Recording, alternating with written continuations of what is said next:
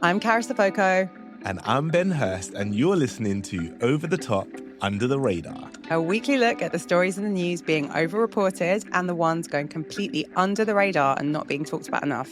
My co-host this week is the wonderful Ben Hurst, an activist, educator, public speaker. He is head of facilitation at the really great organisation Beyond Equality, and he's an expert in challenging toxic masculinity, promoting gender equality and healthy relationships. Have I introduced you right? Yeah, no, I'm actually the director of facilitation, which Director, is a very sorry. different, it's a very I'll different read title that that I again at made the up end. myself. I love that. We made friends last summer and I've been like bullying you, trying to make you come on the podcast. Yeah. And you finally done it. Thank you. Yeah, I cracked under the pressure. You're very welcome, but I feel as though you may regret it.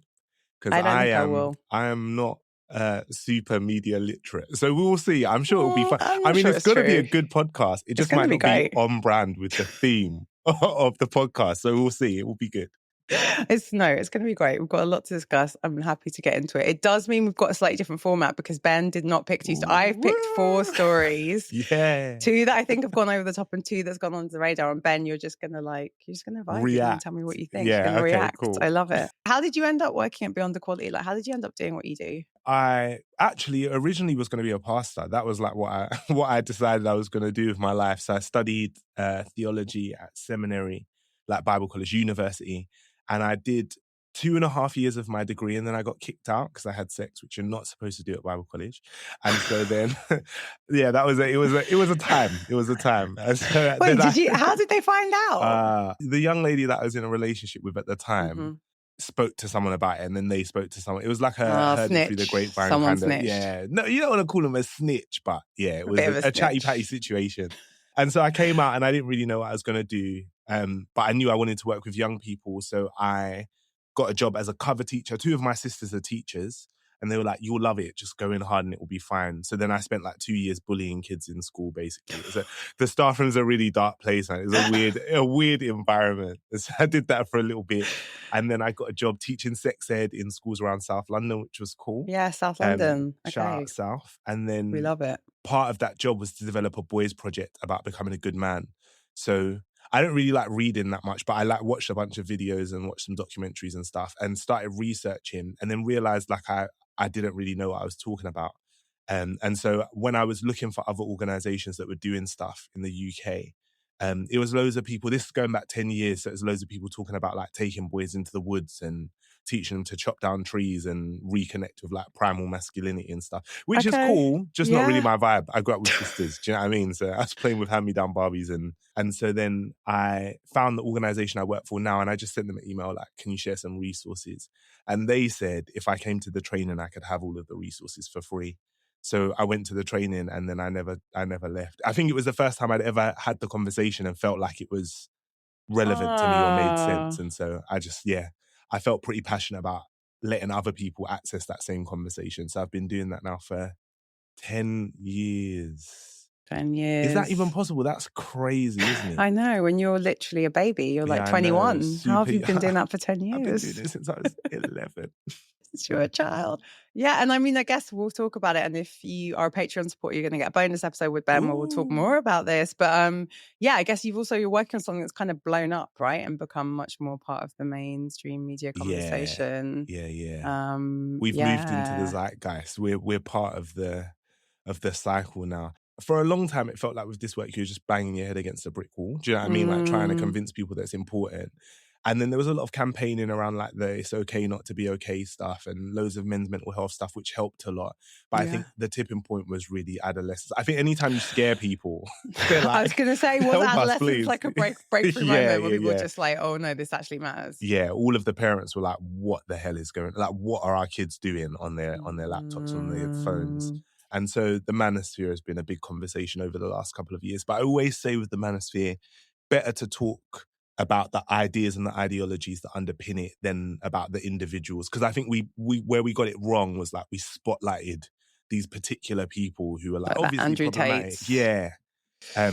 But then the conversation just becomes about them, and the whole like the ecosystem continues to grow and evolve in ways that you're not prepared for. So yeah, thinking about that a lot at the moment. Okay, well, we're going to get into that and lots of other things. But first of all, we're going to start with my over the top for the week, which is Peter Mandelson. Oh, And maybe this talk is about breaking politics. This is news. breaking news as we're recording. So for anyone who doesn't know, Peter Mandelson, so like he's a Labour politician, former Labour MP, then he became a Labour peer. And then in 2024, Keir Starmer made him ambassador to the United States of America under Donald Trump. A few months later, he was sacked Right, yep. for his ties to Jeffrey Epstein. Okay. And then a few months after that, in the latest Epstein drop, it turned out there was like even more wildness. Did you There's a follow lot of this? stuff. Did you follow the various? Yeah, while you were talking, I was like, as if I know. But yeah, no, I did see a fair bit of this stuff. LBC's always on in the background in our kitchen, so like I Okay, hear you're bits across and it. You're pieces. across it. Yeah. Okay, so do you know what's dropped today? No, my partner before I came in here literally told me that there was something that. Oh, I think it's that Keir knew about the existing ongoing relationship when he said he didn't know.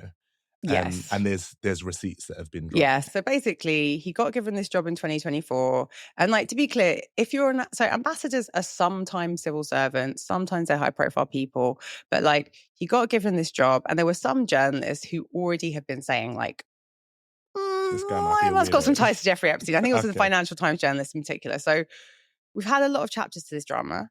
He was fired as ambassador.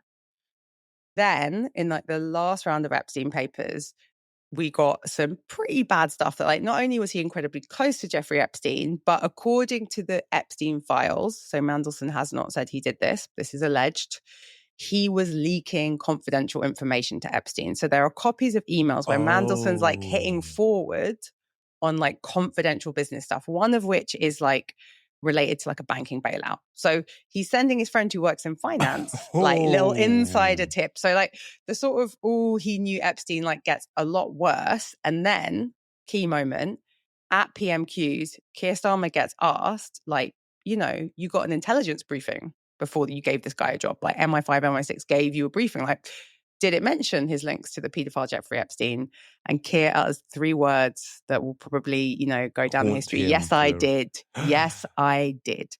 So then, this is like from Kemi back a few months ago. So then it's like, okay, well, what did you know when? So it's been a whole process about like, what can we share? It's, you know, super secret, international relations, private information. Anyway, they've dropped 100-page document. And lucky for you, Ben, I took a look before we jumped on the recording. 100-page document of like, these are the emails that they feel they could share.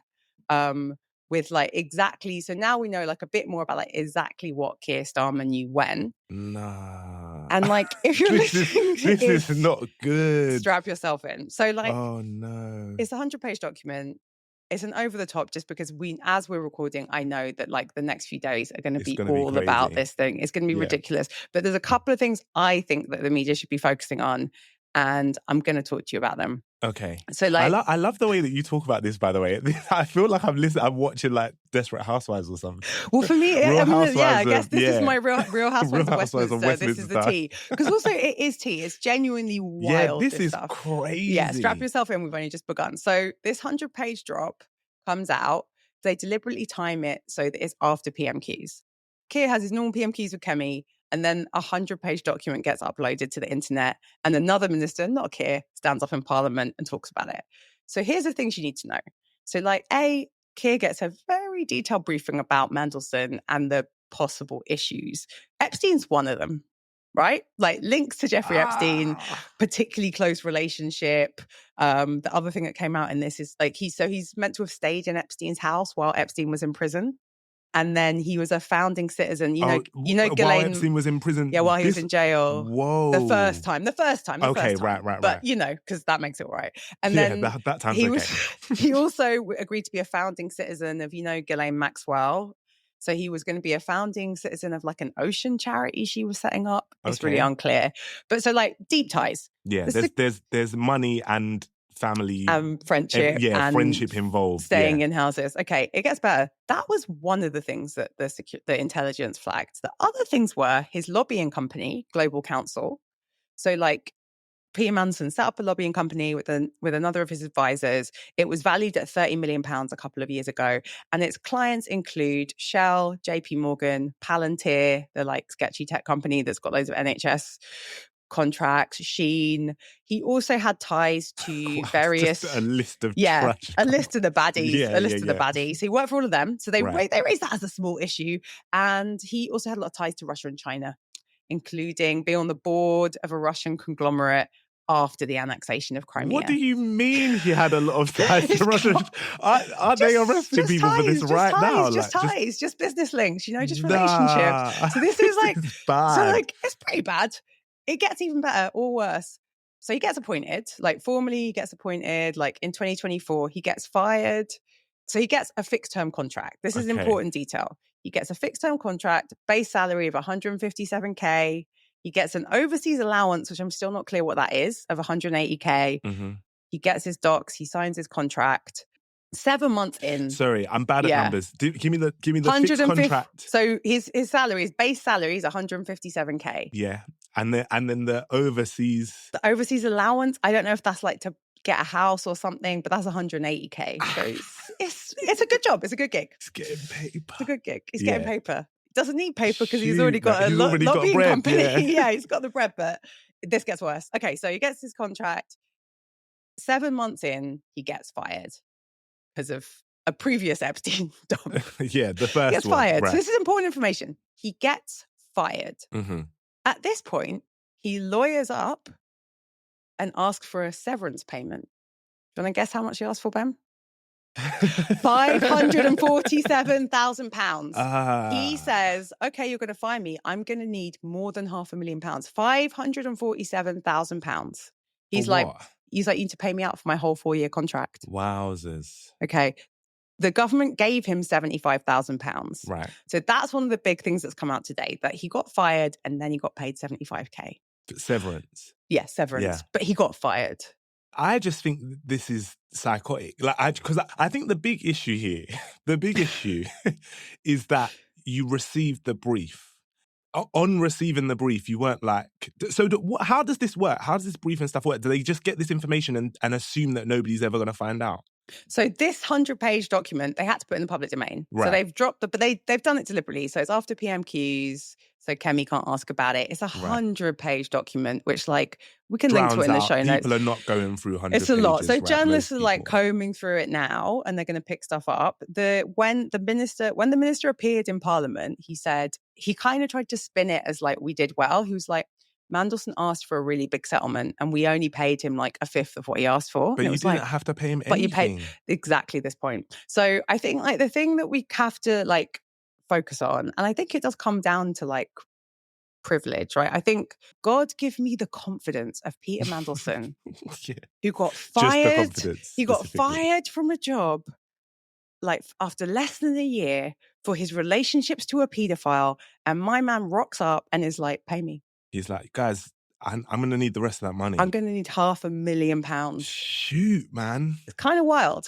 So one thing I am interested in, maybe controversial, what is the line on associating with paedophiles? Is that just that you're not allowed to, if you've known somebody and that person is exposed as a paedophile, well, that's part of the problem, isn't it? Because it's the question of being exposed, it was an industry secret, right? Everybody knew the whole time. Yeah, so. I think there's probably a bigger conversation about but we're not talking about restorative justice. We're not talking about rehabilitating people. We're talking about a rich and powerful paedophile who you were giving financially sensitive information to, who you were giving advice to about how he can position himself, and he got money from him. His husband got money from him. So it's just very grubby. And I think the thing that for me it boils down to Peter Mandelson is a couple of things. So number one, this is a real example of class privilege in action.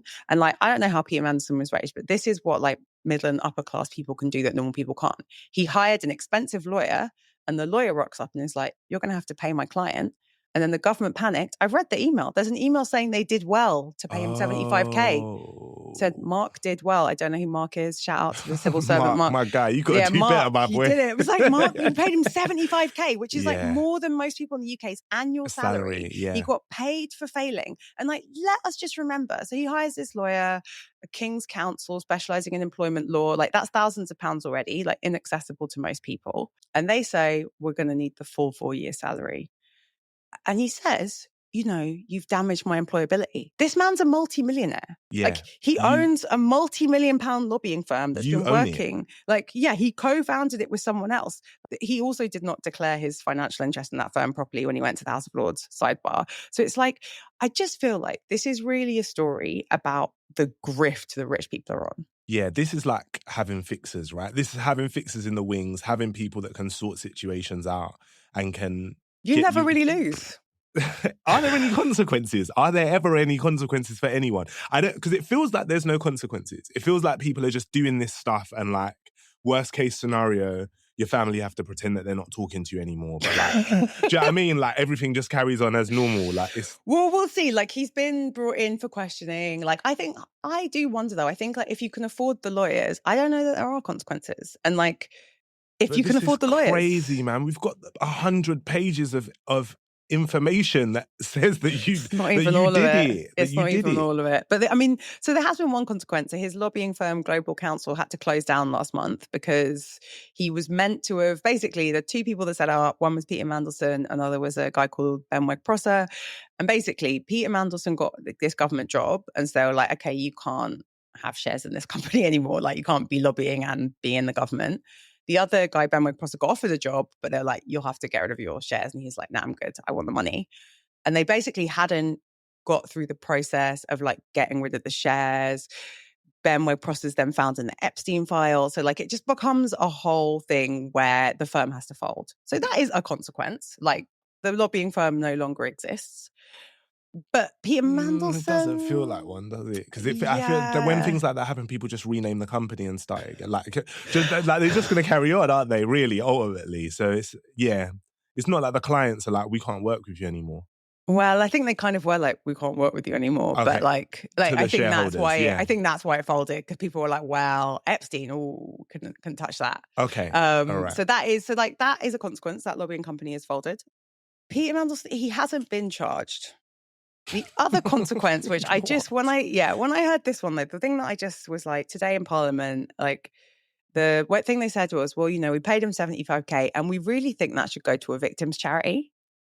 You know, what do you mean? Yeah. And I just was like, you get all these kind of splashy headlines and scandals, and then occasionally people kind of wrap themselves in the cloak of like, but the victims. Yeah, but we need to think about the victims. The victims are in all of our minds, you know. And like, you know, if there's any of that money left, he really should give it to the victims. But any of that money left, first of all, is interesting. I doubt there is. He probably spent it. But so when they're saying think about the victims, what are they talking about here? What do they actually mean? Like, I think it's become a bit of a just blanket statement of something you say to be, obviously it's really about the victims. It's like, what does that mean? Like, the royal family say it. Like, right. You know, they'll say, what's going on with Prince Andrew? And they'll be like, well, he's not Prince anymore. And like, I'm thinking of the victims, really. Victims are in my mind. But you're not thinking of them. Because if you are thinking of them, you can send them the cash. Yeah, you could have done something. You can send them a card hold cash, or you could prosecute the person that did you could do something to they could see justice, no? They could actually just see the person put in prison. Or, I mean, not that prison is necessarily justice in that way, but there has to be some kind of material consequence if you are centering the victim's experience, or at least some question of what these people want to happen. All of these people that care so much about the victims, politicians in the UK and the US, people around the world, and we still only have 2 people in prison. Yeah. One who died, Jeffrey Epstein, and Ghislaine Maxwell. Yeah, so allegedly.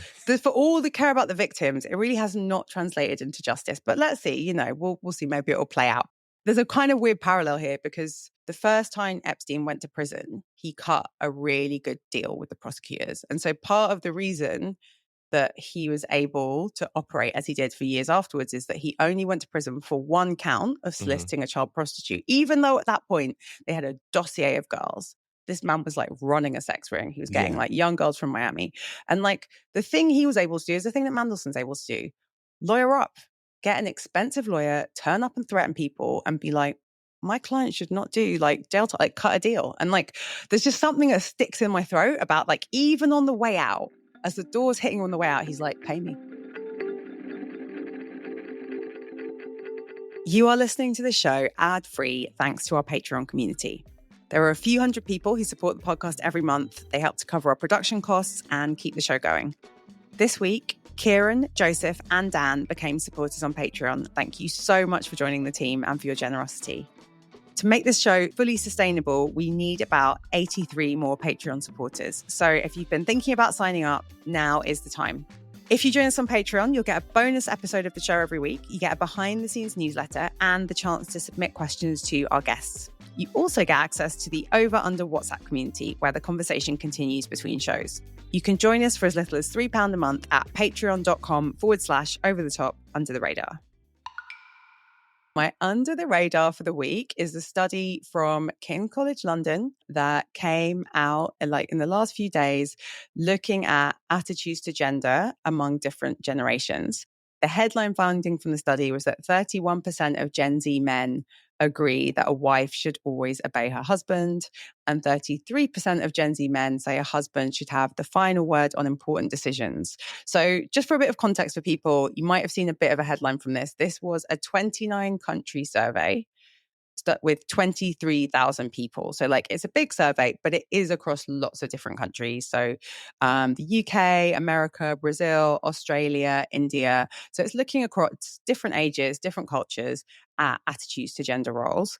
And I think it's flying a little bit under the radar. I think that the sort of top headline of Gen Z's think women should be in traditional roles kind of cut through, but actually there was a little bit more nuance on different things. I don't know, there was a question about there was one that was a real woman should never initiate sex. And actually Gen Zs didn't agree with that. Whereas boomers, older generations were yeah, a woman shouldn't initiate sex. But so I think it's an under the radar just because I think what happens with studies like this is you get some sort of a headline about Gen Zs and everyone's like, oh my God, the Gen Zs, the Gen Zs. The kids are out of control. And then that's kind terrible. of it. So I wanted to talk to you about it because you work with young people, but B, I'm guessing because it's kind of in your world that it didn't fly completely under your radar. Yeah, no. So I heard a briefing about this yesterday morning at a round table, which was really, really interesting. And one of the researchers from King's was there, and the head of Ipsos, I believe, company. was there, right? And so, one of the questions that I asked actually was why do we tell the stories that we choose to tell? Which stories are the ones that we choose to tell? And in my mind, I see numbers in a very black and white form. So I see 31% of Gen Z thinks that a woman's place is in the kitchen or whatever. What was the statistic? So it was 31%. A wife should always obey her husband. A wife should always obey her husband. So in my mind, I'm what's the 69% of people saying? And the lady from Ipsos corrected me very quickly. She was you can't read statistics like that. It doesn't mean that they all said the opposite. It just means that they didn't say that. And so I think there's an interesting thing here to think about because I feel like we always go to doom and gloom. I think one of the other things that the research found was that actually people believe that the views of their peers are more conservative than they are and that they are more progressive as individuals than their peers. Everybody thinks that. So everybody thinks what they think is not what everybody else thinks, which is not reality, right? So in this story, I think the thing to me that's really interesting is what do the other 69% of people think? And why do we not tell that as a story that says, oh, actually, Gen Z might be way more progressive than we think that they are. And actually, the majority of people don't believe that a woman should just have to do what her husband says. The other thing for me that really stands out is this idea of how this kind of data is aggregated.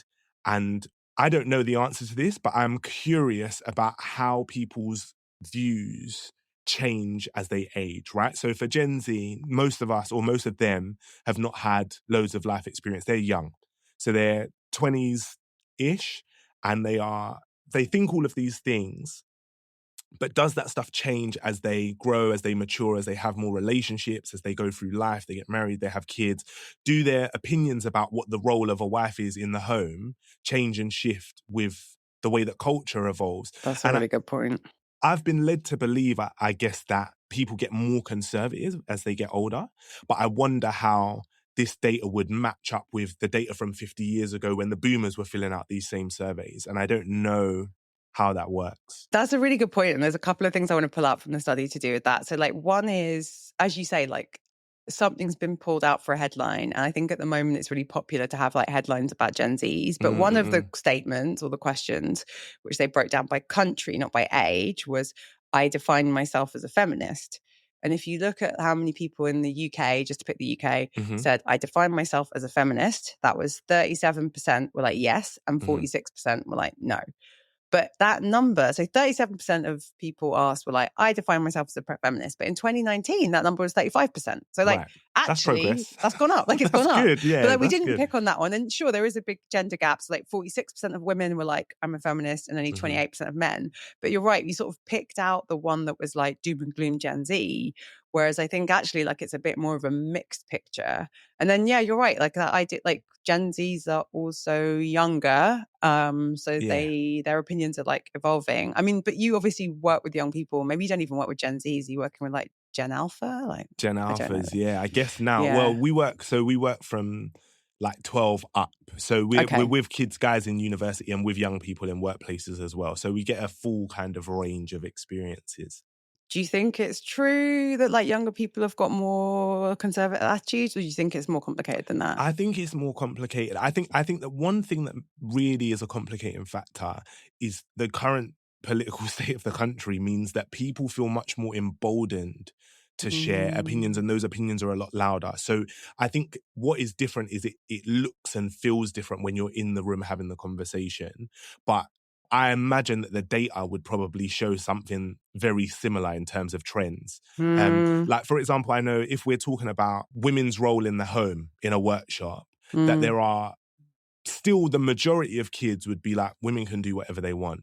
But the people who don't think that are a lot louder and feel as though, I guess because they've just been watching loads of podcasts, right? Like they've just been listening to loads of people say this stuff and be really bold and brazen about it. I'm witnessing that there's no real consequence in real time for holding those opinions or those beliefs.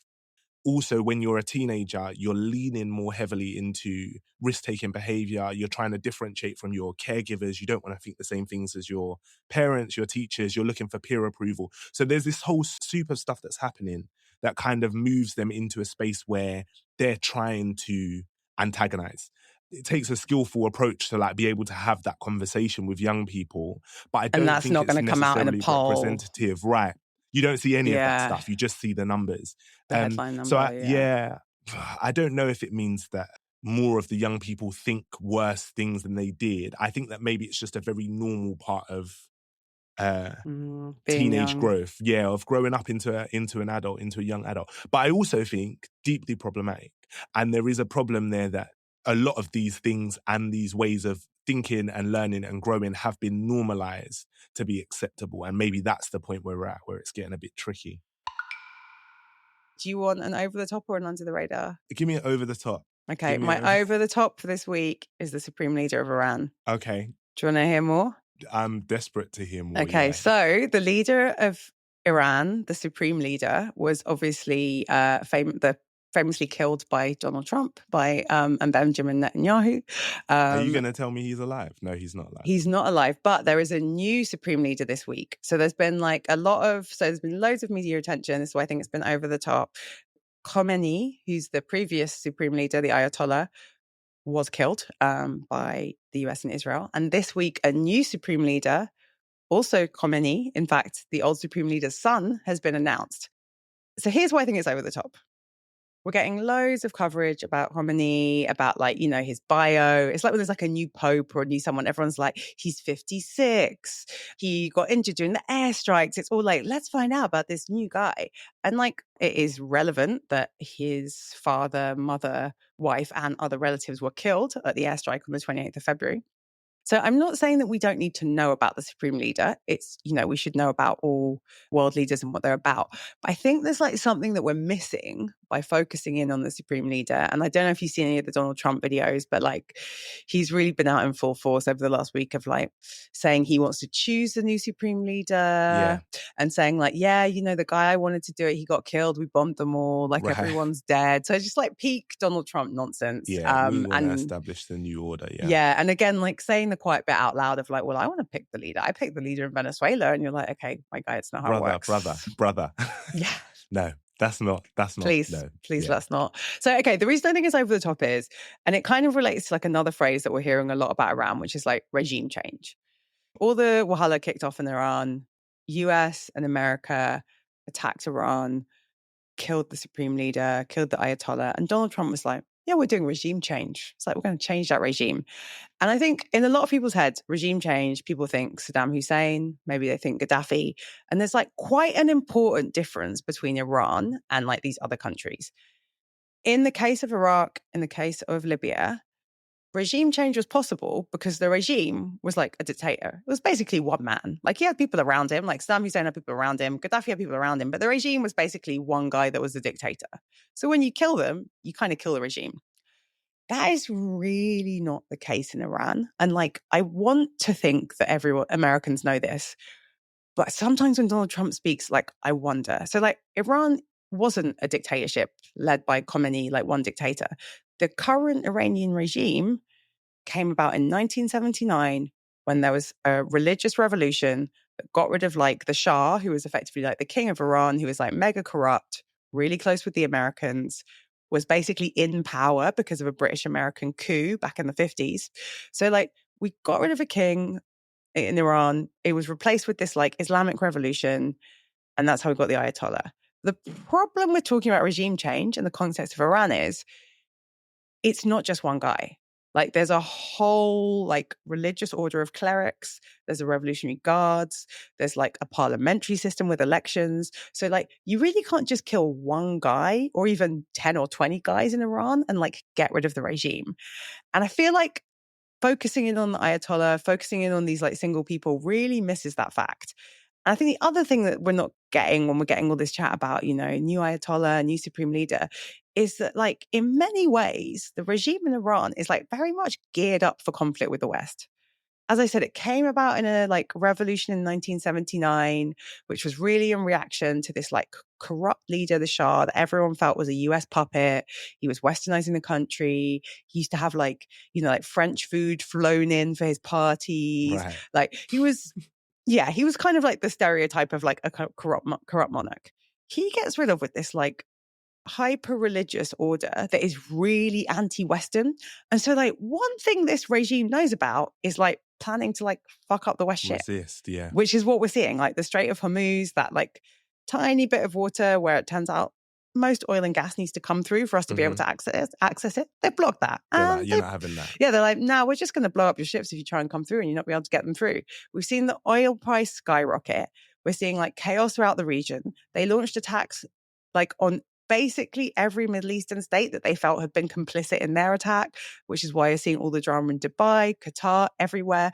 So, you know, it's just like, regime change isn't going to be that simple in this context. I don't think it's going to work out the way you think it's going to work out. Yeah, Donald, right. It's not quite going to work. And I feel like we're focusing way too much on individual people. It's like, this is actually like a pretty robust system. Yeah. And like its sole purpose isn't to fight the West, but it's probably up there in terms of like shit that like they want to do, like fight the West. Yeah, top 3 objectives. It's kind of up there. And like to think, I mean, maybe they didn't plan for like a ton of people to get killed, but they probably have been planning for some time for like to be attacked, especially by like Trump. So it's just, I feel like we're focusing in on individuals when really like it's a system and it's a pretty robust system. And I just think we're already hearing from Trump that he's like, yeah, I think maybe it's done now.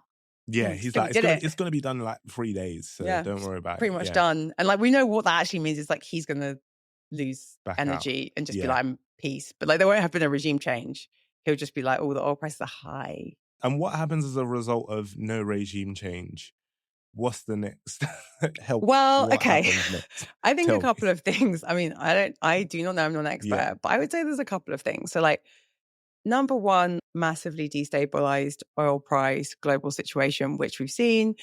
Israel, which was already an aggressor on a number of fronts, is like doubling down on bombing in Lebanon. So it's like a region is like massively destabilized, has consequences for the whole world, especially the oil price, but also, human life. The other thing that's going to happen is we're now going to have a regime, the Iranian regime, which has a new leader whose dad just got killed. Yeah, doubles down. And Triples down. which doubles down. So I think what you're going to get is like an even more hardline anti-Western regime in Iran that's like got a bone to pick with people and feels like we're in a fight for our lives. People are trying to like bring us down. And let's be clear, no one is caping for this Iranian regime, like extremely repressive to its own people, like wildly problematic, not something probably anyone listening to this podcast is a fan of. But I think this is why the like regime change goal of just like we as Westerners can come in and just like bomb a country, change its leader, like whatever, is so problematic, because it's like, A, it's not possible, and B, like it often leads to like way more undesirable outcomes. What was the original objective of Operation Epic Fury, that was its name. Epic Fury. What was the original objective of Operation Epic Fury? Is it just destabilization for control over the region? Well, the original objective that Donald Trump stated was regime change. Mhm. Obviously, the beauty of Donald But Trump that's obviously not the real reason. Yeah, the beauty of Donald Trump is he can sort of just like on the Say fly stuff. change it. He was like, regime change, bombing, something else, get rid of the nuclear program. So we were told it was a nuclear, we've got to get rid of that nuclear program. Yeah, they can't be having that. That is a congressman. So a congressman has just like a congressman who's just been in like internal meeting has just posted to X a series of tweets basically being like, I can't reveal all of the things I've just heard in this briefing, but like we are not going to destroy their nuclear capabilities. Like that isn't possible. Oh. So like they're not going to change the regime. Trump already claimed that they destroyed Iran's nuclear capabilities a few months ago when they bombed it. So it's hard when the person you're dealing with doesn't tell the truth to know what the aims are. I think for America, I think it's fast becoming clear that like doesn't make a ton of sense for Donald Trump to have embarked on this illegal and like irresponsible war. It's going to have huge economic consequences. There isn't a clear end in sight, and it's not something that anyone in America really wanted to happen. I think it's a bit different if you look at Israel. Like Benjamin Netanyahu's kind of staked his like reputation and brand to this like permanent war on all of their neighbors. It makes him look strong. It makes him look popular. It like fits into his bigger political vision. But for America, I think it isn't. But like, why did they do this? Why? Other than maybe Trump discovered how fun bombing people was. He talks. He gets very gassed. Well, because term one, he was like, "I'm not going to do wars. I'm not a war guy." Yeah, he famously I'm not a war leader. He famously wants the Nobel Peace Prize, and he did win the FIFA Peace Prize. Let's not forget that made-up prize that FIFA gave him. It came with a medal and a certificate. That one that I got, yeah. It came with a medal and certificate. It was a real red energy. So like, but I do wonder if it is partly that like he just likes being in the situation room and seeing stuff get blown up, because he does sound very excited by it all. He's like, you should see the stuff that we do. We should see the kit. And it's like, just get him Call of Duty. Party, bro. Yeah, just give him Call of Duty and tell him it's real. This is an interesting one. I always just wonder how much of this is just a game of like 6 weird guys playing Monopoly and like, or Risk maybe. Risk is probably Risk, isn't it? Yeah, just like bombing each other. I've never played Risk, but yeah, neither have I. But I've seen it. It seems like I know what the vibe of Risk is. It seems very a very Donald Trump and Benjamin Netanyahu kind of game. Do you know what I mean? Yeah. Like but like it seems like a guy's stuck inside at wet lunch and like they just don't know. They just don't know what to do other than just like make problems. One of the reasons, from what I understand, that this is so complicated is because Iran specifically has its own set of issues internally as a nation which do need to be resolved. And so because they've managed to piggyback off of that, it then means that the critiques of them are contentious. And I think there's a really good speech from a Spanish politician basically saying, please don't pretend this is about women's rights. But you're right. There's a sort of like way in which in this weird, like we're coming up with a million reasons for doing this and the reasons are changing all the time. It's like, well, it's like the women. Think about the women's rights. We've got to think about the women. The women's rights. And they're being forced to wear hijab. Yeah. They can't go to school. Let's not mention the girls' school that we bombed, which I think they have now admitted that they bombed. Yeah. But yeah, not I think school. Not that. War's a messy business. But yeah, I think that's the problem, that like nothing that they're saying holds up if you look at like all of the countries in the world and their relationships with them. Yeah, and I don't know, will we ever know the real reason? With Trump, it could be anything random. I think with Netanyahu, it's a bit easier to see because he's a warmonger. But either way, the consequences are bad for all of us. Under the radar for this week. And to be honest, I just wanted to talk about it because I haven't seen it picked up by any media. I've only seen it on social media and it feels really important to talk about. So my under the radar is the death of Grime MC Dot Rotten and his obituaries online. So Dot Rotten, amazing like rapper, MC, grime artist, died tragically young, I think at like the age of 37. 37, yeah. Yeah, so 37 years young, really sad. His family confirmed this week that he's passed away. So like condolences to his family at this horrible time. To make a stressful time even worse, most media outlets that ran this story, so like the Daily Mail, the Guardian, like numerous other outlets, ran a story about the death of Dot Rotten with a picture of a different grime artist, Saskilla. It's 2026. It's It's actually 2026. Like 2026. we've been through this every year for like the last 100 years. I don't even know how long it's been. Whose job is this? Who is the person that's meant to find these pictures of people that have passed away? Like, how do they keep getting it wrong like this? Do you think it's intentional? So I think it probably isn't intentional, but like it is giving you all look the same, isn't it? Like it is kind of like, Yeah. how's I meant to know? Like, it's like a black guy It's holding a a rapper. mic, Yeah, and yeah, it's just yeah. like, That's I him. mean, Because I yeah, saw something from Saskila saying that he felt that it was intentional, and he describes himself as brother, and I don't know if that means like he's yeah, I family don't brother, or if it know, means brother in arms. Um, yeah, but either way, I feel like grief is one of those things that we all assume we understand, but when you're actually in the throes of it, it's a very different experience. And one of the first things you realize is it doesn't make any sense at all. And so all of the feelings that you're feeling are like on 100. And I can only imagine how stressful and traumatic it is to experience the death of somebody, of a loved one, and then to also, one of the things he was saying online was that his family were trying to contact him and saying, are you alive? okay, Like, what's yeah. going on? Because they actually thought it was him that had passed away. So this is crazy. And I don't understand how this keeps happening. And I think in the case of like, oh, this footballer scored a goal and it's the wrong footballer, not excusable, not understandable, but obviously not to the same impact as this specific scenario. Yeah, and I think you're right to point out because what's happened is like the family of Dot Rotten have to see like some next random person's picture next to Next to like their a son's story about their name. loved one. Saskilla then has people contacting him being like, "Are you right? Because I can see a picture of you saying that you've died." And so like, and Saskilla knew Dot Rotten, so like he's also grieving. But I just think the other thing to point out is like has only been picked up by social media accounts and the Yeah. Shade Borough, which is like a gossip account. It's like a spin-off of the Yes. Shade Room. It's like even though all these mainstream media outlets used the wrong Made the picture, mistake. none of them are apologizing. And like I'm Yeah, not saying this mistake wouldn't happen for someone who's not black. I think it happens way more for black people, like of consistently. We course. could cite all the examples of when like footballer was the most recent one, when it's just like, black guy, just put him in there. So it's like it's racist to not be able to tell black people apart, but I also think it's like mad disrespectful that there haven't been any apologies. Yeah, there's not been anything, any There's statement, nothing. any Like acknowledgement, no nothing. I haven't seen accountability. anything saying like, correction, the wrong image was used, like apologies. Like, has there been anything? And like that just makes you kind of think of the BAFTAs thing where you're like, what? What is the plan here? Like, what are we doing? You can't avoid harm, right? Like, I think harm happens. Harm is part of life. But what happens when harm is caused, and how do we resolve that harm? That, like you say, exactly the same as the BAFTA situation, where the impact of the thing is always left to the injured party to hold and to deal with. And there doesn't seem to be, and I don't know how an apology would be received, but that's not the reason that you make an apology, right? Like, you Exactly. don't make an apology because the person's going to turn around and say, it's fine, don't worry about it. You make an apology because you made a mistake. That's like the very least that could be done in this scenario, is to offer some kind of condolence or apology for what's happened.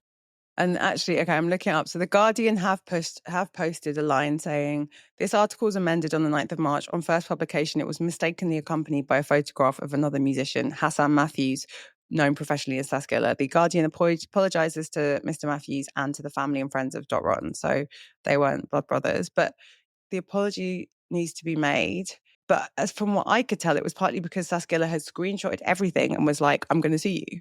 Like, that's what I saw in it, because I follow him on Instagram, and he was just like, I'm going to sue you. I'm not about this. Like, you can't get away with this. Yeah, this and isn't I just a game. think It's not a joke. Yeah. But yeah, maybe he can afford some good lawyers. Maybe he can afford the good which lawyers. Again makes a big difference. Yeah. Yeah. And I mean, okay, so there's the Daily Mail apologizes for any distress caused, but they also say it was because an external agency incorrectly captioned the image. So I don't know if that means AI or it means like they What just do you mean copied it wholesale. incorrectly caption the image? What were they going to caption it as correctly?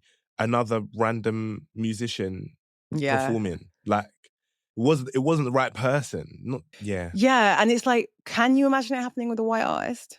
But I think the thing that for me that is just like makes it like the BAFTAs thing is it's more just like there's just not a black person in the room, is there? No. Like, there's just not a single black person in the room. In the room that's where how the decisions are being made. That's how the N-word gets broadcast on television. That's how like someone misses this. You've got no one that like listens to and likes grime writing the article. And like that's not good. Thanks, Ben, for being a co-host. Where can people find you and your work? You can find me at The Real Ben Hurst on all socials. And you can find Beyond Equality at Beyond_Equality on all socials.